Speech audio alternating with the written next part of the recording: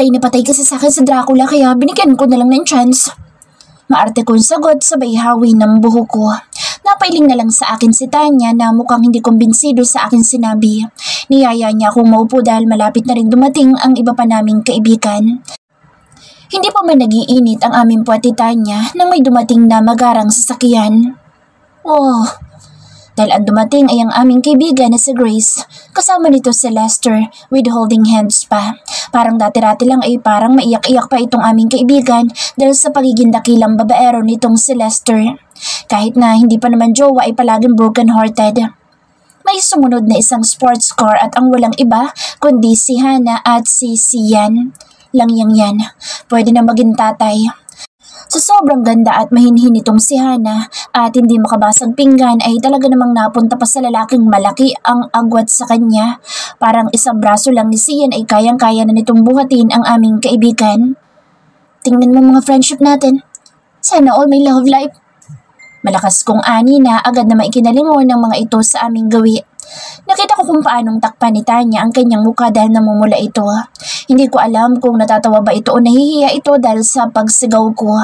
Dahil unang table ng mga boys ang kanilang madaraanan at nakaupo doon sa Trisha, ay agad na niyakap at hinalikan ni Grace ang bata. Matapos noon ay lumapit ito sa amin. Nagkamustahan ang dalawa at nagbeso. Ganoon na rin kaming dalawa ni Grace. Congrats! May Lester ka na! Masayang mukha ni Tanya. Nagpapasalamat talaga ako kay Ken. Dahil kung hindi ako nagpunta ng China, ay baka hanggang ngayon ay wala pa rin akong Lester. Nagningning pa ang mga mata ni Grace habang nagsasalita na akala mo'y nanalo sa loto. Anong kartahan yan, Grace? Singit ko. Nagtawanan na lang kami at napatingin kay Hannah nang siya ay palakad na papunta sa aming table. Ate Tanya, congrats sa'yo and best wishes. Niyakap ni Hannah si Tanya at may pahaplos pa ng tiyan. Anong best wishes? Natatawang tanong ni Tanya. Agad kong pinanlakihan ng mga mata si Hannah at bigla itong natigilan. Walang kaalam-alam ang aming kaibigan sa pakulo ni Dustin. Wala. Basta, congrats sa baby number 2 ninyo. Nakangiting bawi ni Hannah. Bagay pala kayong dalawa ni Sian. Hannah, no? Kahit pwede na kayong maging magtatay o lolo. Kung sa bagay, mukhang yummy naman kasi. Salita ko sabay inom ng orange juice. Nagliwanag ang mukha ni Hannah. Lahat kami ay sa kanya napatingin. Sa bagay, tama ka ate. Kung hindi lang ako nalasing ng time na iyon, ay baka hanggang ngayon ay tingin ko pa rin sa kanya ay matandang ermitanyo. Hagik-hik pa nito. Lahat kami ay na-shock sa sinabi nito. What? Nag-tsak-tsakan na kayong dalawa? Biglang tanong ni Grace. Mukhang huli na nang ma-realize ni Hannah ang kanyang sinabi. Bigla itong nag-blush at napatakip pa sa kanyang bibig. Oh, double celebration pala ito. Ang ating bunso ay nadiligan na ni ermitanyong Sian, pero yummy. Napapalakpak pa ako sa sobrang excitement. Napatakip sa mukha si Hannah at napatikhim si Tanya. Nakatikwas ang isang kilay na nakatingin sa aming dalawa ni Grace. Sa tingin ko, ay curie naman. Don't ask. Napapitik ako sa hangin. Oh yes, inaamin ko no. Masarap nga eh. Kagong Dracula yun, palagi inuubos ang lakas ko. Sabay tingin sa table ng mga lalaki kung saan nakaupo sa Drake na mukhang masaya na nakikipag-usap sa kanyang mga kaibigan. Masamang mukha na nakatingin ang mga kaibigan ko sa akin. Napatingin ako sa katabi ko na si Grace na biglang tumahimik.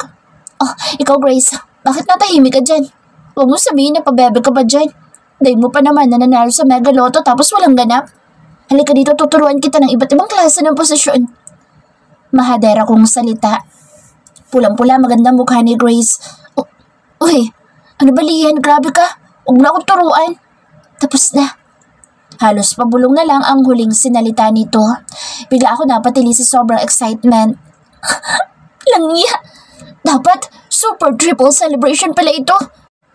Winasak na bataan ang ating theme.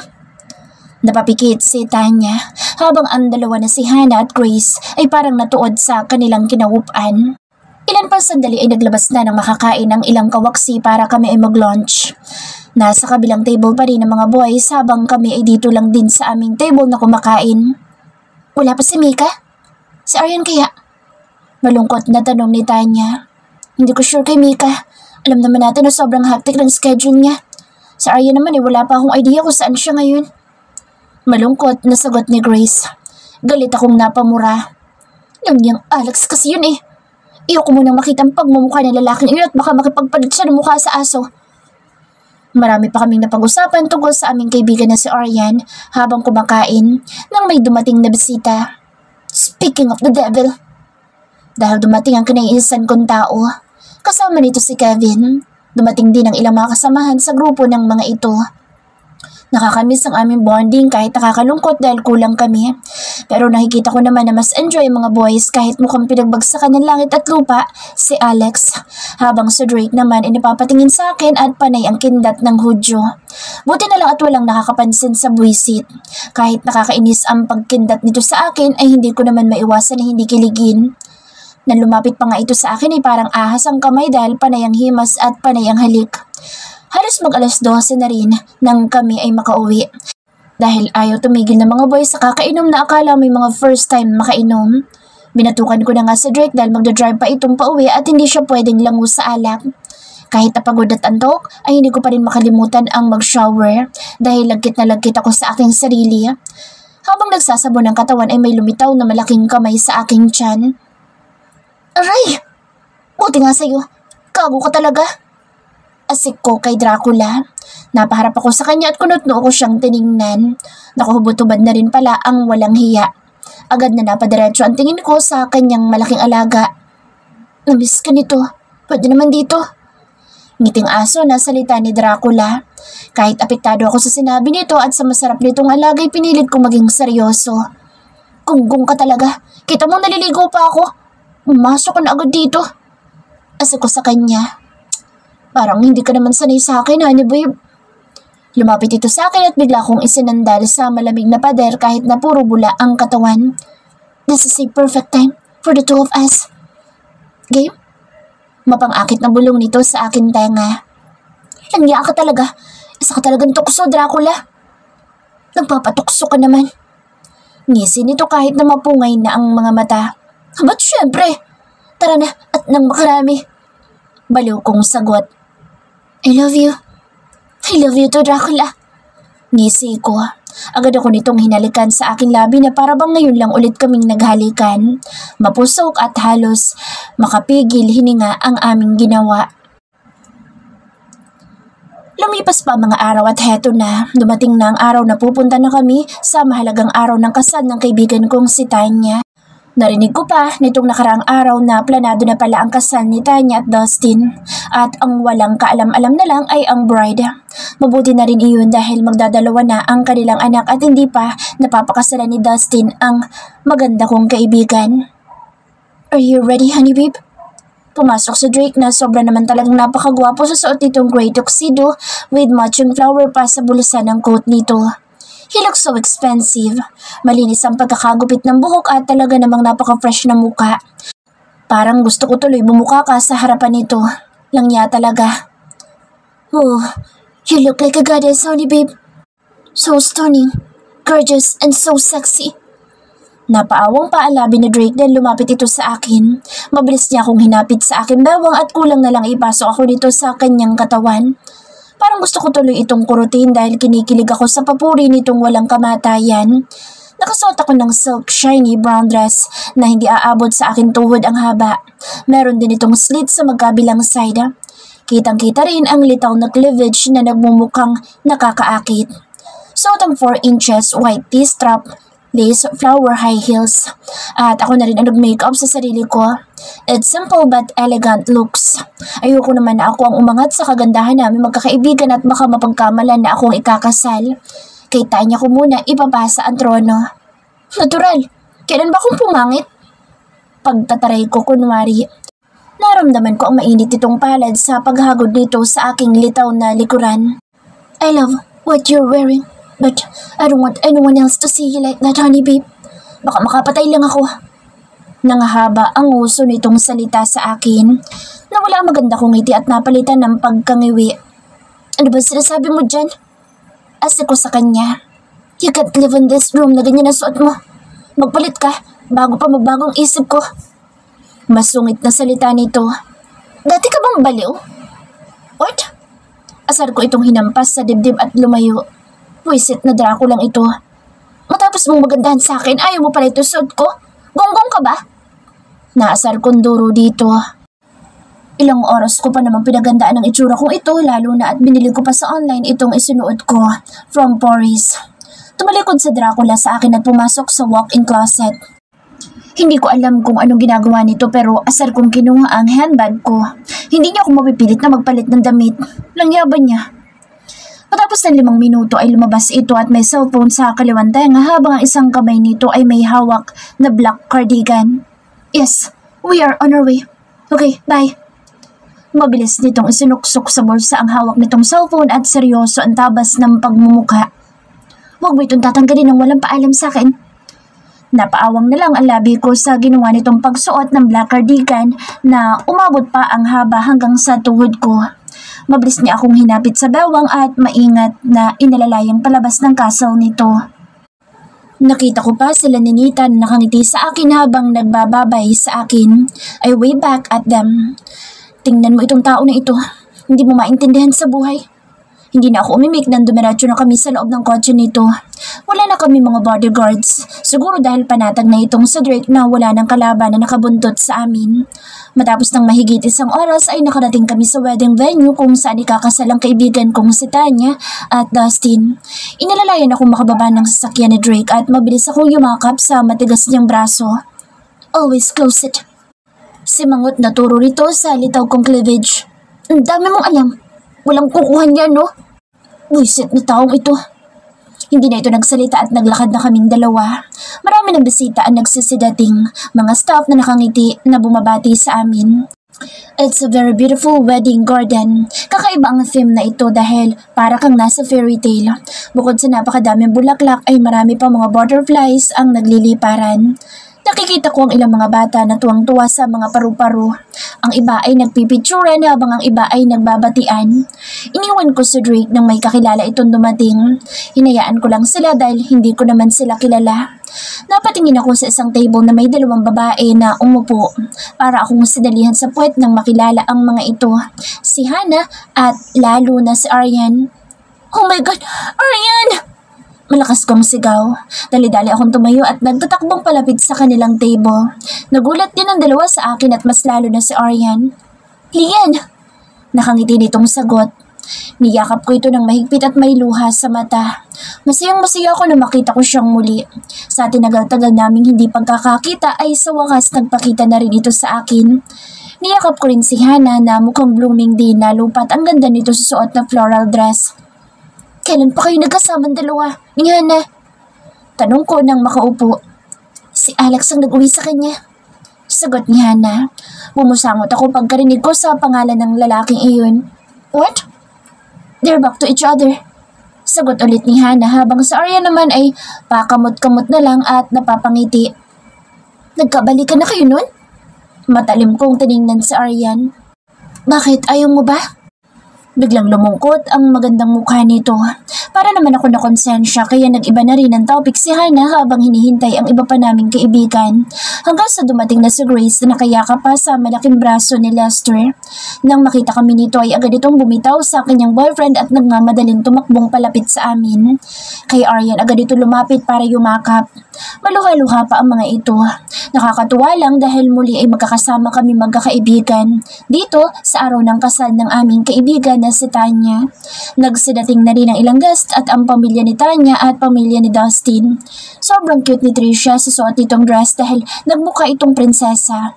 Dumating na rin si Mika na sobrang ganda sa suot na dress.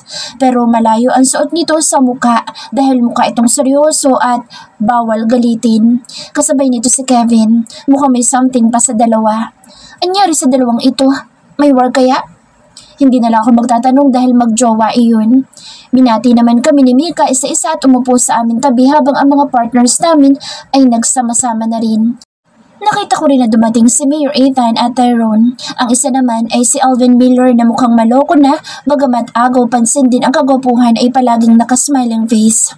Ang sabi ni Hannah ay pinsan daw iyon ni Sian, kaya naman pala parehas mga bato ang katawan at mabuhok. Nagsimula ng orkestra at nakita namin na naglakad na ang abay na si Ate Agatha at Tina. Isa din ang kakambal ko na naglakad. Buwisit kasi itong si Dustin. Madamot, hindi man lang kami pinag-abay na lahat. Nalaman na lang namin na naka-organize na ang lahat. Maski ang kaibigan naming si Tanya ay hindi alam na ikakasal na ito. Nagulat ako nang may bumulong sa akin tenga.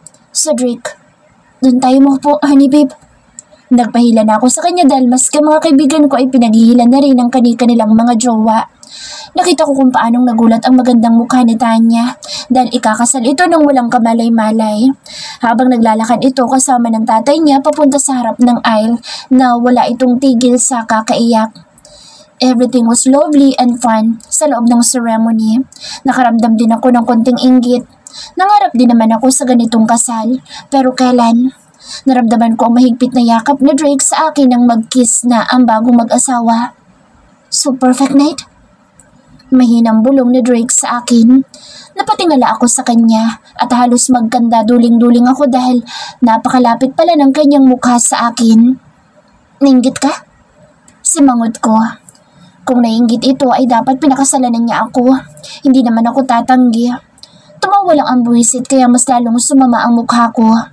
Nagsalita ang MC para sa pagsalo ng bouquets ni Tanya pero ewan ko ba at para ako sinapian ng 10 leyon at mabilis na nagtatakbo sa unahan. Hindi ko inintindi ang pagtawag sa akin na Drake. Pagkarating sa unahan ay nagkabanggaan pa kami ng braso ni Grace. Makikisalo ka rin ng bulaklak? Nakataas pa ang isang kilay ko na tanong dito. Parang labag pa sa loob ko na may kaagaw ako sa pagsalo ng bulaklak. Tumaas din ang isang kilay ni Grace. Siyempre naman. Dahil kailangan na namin magpakasal. Gusto mo ikaw lang? Matapang na sagot ni Grace. Aba, palaban ka na ngayon, Grace ha? Sige, walang iyakan kung sino makakasalo ng bulaklak. Deal! Marami rin mga kababaihan na gusto rin makipag-agawan ng bulaklak. Pues gagamitin ko ang 100% kong powers para makuha lang ang bulaklak. And 3, 2, 1, go! Sigaw ng MC at inihagis na ni Tanya ng sobrang taas ang bulaklak. Malalakas na sigawan ang namayani sa buong event na iyon. Iniready ko na ang sarili ko para talunin ang bulaklak in case mapunta sa direksyon ko ang bouquets.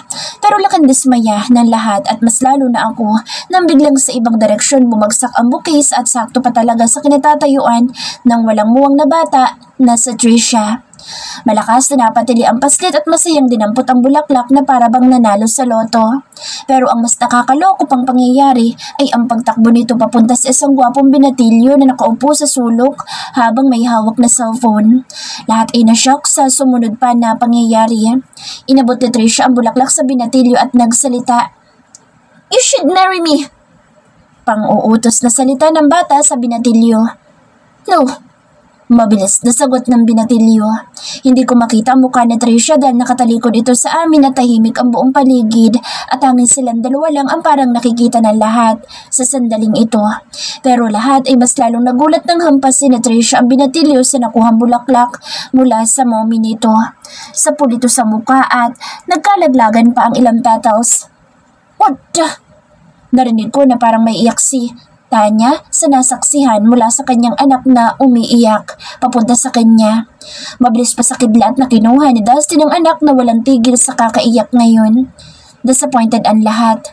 Mas lalo na ako kaya asar na naupo ako sa upuan katabi ni Drake na ngayon ay pangisi-ngisi pa ang pagmumukha. Ano nakakatawa? Baka hindi kita matansya. Kunggong ka. Asik ko sa kanya. Why? Bulaklak lang iyon, honey babe. I can give you a truck of bouquets right away kung yun lang kinakasama ng loob mo. Hinapit pa niya ako sa bewang sabay amoy sa akin leeg. Sinuntok ko ito sa kanyang hita. Langyan ito, hindi naman bulaklak ang dahilan. Hindi na ako umimik dahil sumama talaga ang loob ko. Dagdag pa itong Dracula na ito na parang isang malaking joke lang ang nangyari. Matapos ng pangyayaring iyon ay nandito na kami sa buffet. Kami magkakaibigan ay nasa table habang ang mga boys ulit ay nasa kanilang table. Kahit masarap ang pagkain ay wala akong panlasa kaya ininom ko na lang ay champagne. Ay, sino naman kayang next? Malungkot na salita ni Grace na parang natalo sa sugalang itsura. Super excited pa naman ako na ako makakasalo ng bulaklak. Pero bakit kay Trisha na bata? Baka sinadya mo yun Tanya para hindi kami makasal. Masamang loob na salita ko sabay tungga ng champagne. Sa lahat ng magkakaibigan ay si Mika lang ang tumatawa na para bang may clown sa amin. Kayo kasi masyadong excited. Baka mag-apo na agad itong si Tanya nang wala sa oras. Pangaasar pa ni Mika. Dapat ako na lang nakasalo. See? Same lang kami ng tiyan ni Tanya. Sabay haplos sa tiyan ni Aryan. Lahat kami napatingin sa kanya at shock ang mukha. You pregnant? Tanong ni Tanya. Tumango ito. Ngumiti. Surprise! Oh, congrats Beshi! Bati namin kay Aryan. Ay, wag kayo. Si Hana din humahabol. Nguso ni Mika kay Hana. Kay Hana naman napuntang atensyon at nakakagulat naman talaga. Marahan itong tumango at ngumiti. 1 month pa lang naman. Oh God, bakit inunahan niyo kami? Pangit niyo naman ka-bonding. Dapat sabay-sabay tayo. Parang mas lalong nadagdagan ng sama ng loob ko ngayon. Bakit hindi ka umiimik, Ate Grace? Tanong ni Tina kay Grace dahil magkatabi ang dalawa. Ha? Isa pa yan sa Grace. Ilang months na ba? Si Mika na malawak ang pagkakangiti. Kay Grace naman ngayon ang atensyon at ngumiti lang ito. Nag-sign lang ito ng 2 daliri habang nakangiti. Ako na hindi nagugustuhan ang lahat ng pangyayari. Eh di kayo na. Pag itong sa Dracula baog, susunugan ko ng tuluyan ang pangit niyang bahay. Bitter ko ngaw-ngaw. Nagtawanan mga kaibigan ko sa akin kaya mas lalo lang akong nainis. Ikaw ba, Mika? Kayo ni Kevin? Tanong ni Grace. Huwag niyo akong pansinin. Importante, nabubuhay akong payapa. Seryosong sagot ni Mika sabay pinanlakihan ako ng mga mata. Os, ikaw madalas sa mga asar na tagahula sa atin. Ngayon parang may kakaiba sa'yo ah. Naks naman. Pangaasar ko pa kay Mika. Masamang tingin na ibinigay sa akin ni Mika. Mukhang wala pa itong balang i-broadcast ang pagitan nilang dalawa ni Kevin. Maybe soon. Bahala na siya mag-announce sa mga kaibigan namin. Marami pa kaming pinagkwentuhan ng mga buhay-buhay. Nalaman ko rin ang pangyayari na magkahiwalay kaming magkakaibigan at lalo na kay Aryan. Inabot na ng hating gabi ang inuman. Ang iba ay nag-uwian na at ang iba naman ay nanatili pa. Kaming dalawa ni Drake ay umuwi na kahit 10 oras na ng gabi. Mabuti na lang at hindi ito masyadong nagpakalasing kahit na uminom. Hindi ko ito iniimikan dahil masama ang loob ko. Mabuti na lang at hindi niya ako kinukulit at akala niya ay pagod ako. Nakauwi kami ng ligtas sa kanyang kaso. Nagulat pa ito nang ibinalibag ko ang pintuan ng kotse pasara. Honey babe? Hindi ko siya pinansin na tuloy-tuloy lang na naglakad papasok sa loob. Hindi ko nga magawang itian ang sumalubong sa akin na 2 kasambahay dahil nawala talaga ako sa mood. For the next day, palagi kong inaaway ng walang dahilan sa Drake. Ilang beses man niya akong tanungin sa kung ano'y kinapuputok ng butchi ko ay wala itong kaalam-alam. Bahala itong mag-isip dahil naiinis pa rin ako sa kanya. Ilang araw na rin ang lumipas ay naging busy na si Drake lalo pa at isa itong lawyer. Maraming kasong hinaharap habang ako naman ay parang gulay na nakahilata lang dito sa kama. Nakakatamad ang bawat araw. Sino bang hindi mababad mood? Lahat na ng kaibigan ko'y buntis. Natural lahat sila ikakasal na. Eh itong sa Dracula, kailan niya ako balak pakasalan? Napahaplos ako sa akin dyan at napabuntong hininga. Gusto ko rin namang magka-baby. May na akong bulong sabay haplos sa aking tiyan. Sigurado naman ako sa sarili kong healthy ako dahil regular ang monthly period ko at wala sa lahi namin ng baog. So Drake kaya, mukhang hindi rin naman. Ano ba yan? Masyado akong nai-stress. Masyado akong ini-stress ang sarili ko. Nauna lang ang mga kaibigan ko dahil magkakabibi din naman kaming dalawa. Very soon. Bigla ay may kumislap sa aking utak at napangisi. Kailangan ko itong gawin kung gusto ko na magkaroon ng anak very soon. Pinatawag ko sa Ninita para dalhan ako ng kandila, habang ako naman ay nagpa-deliver ng maraming red roses. I want this night to be memorable. Inayos ko ang bed ni Drake. Kahit papaano ay may alam ako sa mga ganitong setups. Nang dumating sa Ninita ay takang-taka ito pero hindi naman nagtanong pa. Dumating na rin ang pinadeliver kong red roses at masayang-masaya ko habang bit-bit iyong paakyat. Habang tinatanggal ko ang mga petals ay kilig na ako kahit wala pa man. Ewan ko lang kung hindi pa ako mabuntis nito. Pinagahagis ko ang mga petals sa bawat sulok nitong kwarto. Naglagay na rin ako ng red balloons na may heart shapes at may buntot pa. May ilang oras na lang ako para matapos iyon dahil uuwi na si Drake. Gusto ko siyang surpresahin. Nangyaban nito kung hindi pa ito matutuwa. Kahit sa bathtub ay umabot ang petals at candlelight. Nang matapos sa aking ginawa ay bumaba ako para kumuha ng mamahaling alak na hindi pa binubuksan ni Drake dahil gusto niya lang atang gawing display iyon. Pwes ngayong gabi ay iinumin niya ito. Matapos ng ginawa ko setups ay ako naman ay naligo na ng husto. Nag-shave na rin ako sa bawat sulok ng katawan ko dahil gusto ko maging smooth at fresh sa mata ni Drake. Langyaban niya kung hindi pa siya magluway sa kagandahan ko. Matapos ko mag-shower ay sinigurado ko maging magandang skin ko kaya naglagay ako ng lotion ng expensive perfumes na talaga namang magpapabuhay sa dugo ni Drake. Naglagay din ako ng light makeups pero ang lipstick ko ay velvet red. Ewan ko lang talaga kung hindi siya mamatay sa sarap ngayong gabi. Matapos ko mag-blower ng buhok ay napangisi ako sa ihahanda kong susuotin. Isa yung sexy see-through lingerie. Kulay pula iyon at may kasama pang headband na parang pusa, antenga at choker. Meron din iyong pamalo na kulay itim. Halos hindi ko makilala ang sarili ko nang humarap ako sa salamin. You will be pregnant tonight, Lian. Claim it. Amen. Parang baliw na salita ko sa harap ng salamin. Nag-selfie muna ako, syempre dahil bihira ko lang itong gawin. Pwede na ako rumampa sa Victoria's Secret sa sobrang ganda at kaseksihan ko. Napatingin ako sa bintana at nakita ko sa ibaba ang pagdating ng kotse ni Drake. Kaya kung todo ngisi ako at mabilis kong kinuha ang roba para isuot iyon. Tumingin ako sa loob ng kwarto na ilang oras kong pinaghandaan.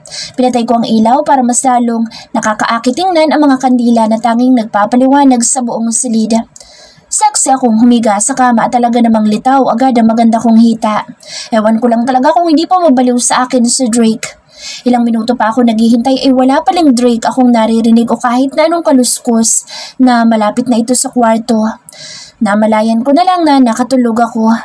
Naalimpungatan na lang ako nang tumunog ang telepono na malapit sa side table. Madam Lian, Sir Drake po lasing. What? Hinatid po ng kaibigan niyang si Sir Tyrone. Nagkaroon daw po kasi ng party kaya nagkainuman.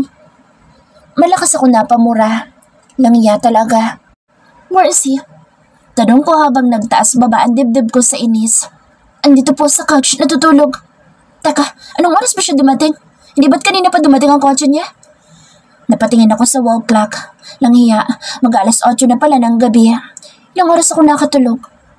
Hinatid po ng tauhan ni Sir Alex ang sasakyan dahil lasing na po si Sir Drake. Kaya si Sir Tyrone naman po ang naghatid sa kanya dito. Sagot nito. Pinatay ko ng tawag at parang gusto ko mag-super saiyan ngayon. Langya talaga. Hindi ko alam kung pupuntahan ko pa sa ibaba si Drake na ngayon ay lasing o hahayaan na lang ito. Langya nito. Matapos ko magpagod sa pagdadesign ng kwartong ito para maging romantic ay nauwi sa wala.